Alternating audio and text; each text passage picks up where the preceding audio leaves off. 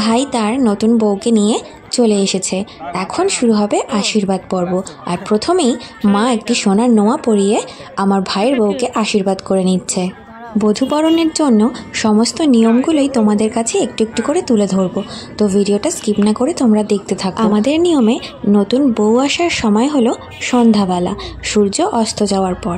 আর তাই ভাই ও অঙ্কিতাকে নিয়ে ঠিক সন্ধ্যাবেলা চলে এসেছে। অনেক হাসি, আনন্দ, মজা সবকিছুর মধ্যে দিয়ে নতুন বউ বরণ পর্ব আমাদের খুব আনন্দের সাথে চলছিল। চলো পরের নিয়মগুলো তোমাদের সাথে একটু একটু করে শেয়ার করে নিই, দেখতে থাকো।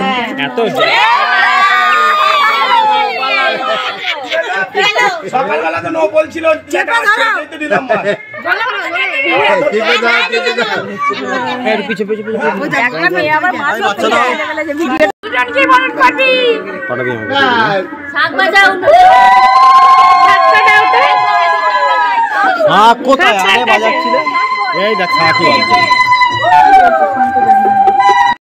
বাইরে বরণের সমস্ত নিয়ম কমপ্লিট করার পর এবার নতুন বউয়ের ঘরে ঢোকার পালা।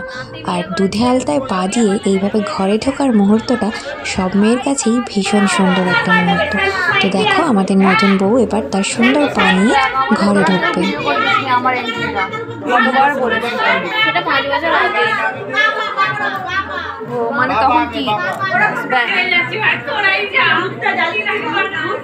দিদার মুখটা সবে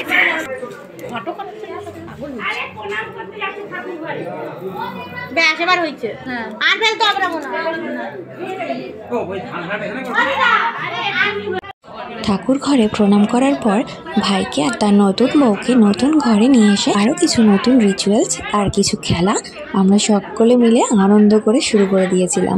বিয়ের নিয়মকানুন এক একটা ফ্যামিলিতে এক এক রকম হয়।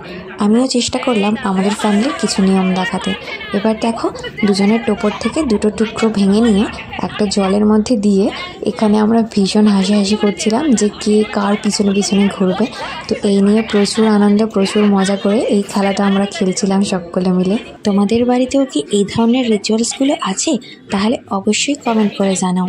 ওরা একে অপরের সাথে এভাবেই সারা জীবন ভালোবাসার অটুট বন্ধনে আবদ্ধ থাকুক, এই প্রার্থনাই করো। সুখে দুঃখে, হাসি আনন্দে ওরা যেন সারা জীবন এভাবেই একে অপরের পাশে থাকতে পারে। তো চলো ওদের নিরন্তর খেলা চলতে থাকুক। আবার আসছি পরের ভিডিও নিয়ে, ততক্ষণ টাটা।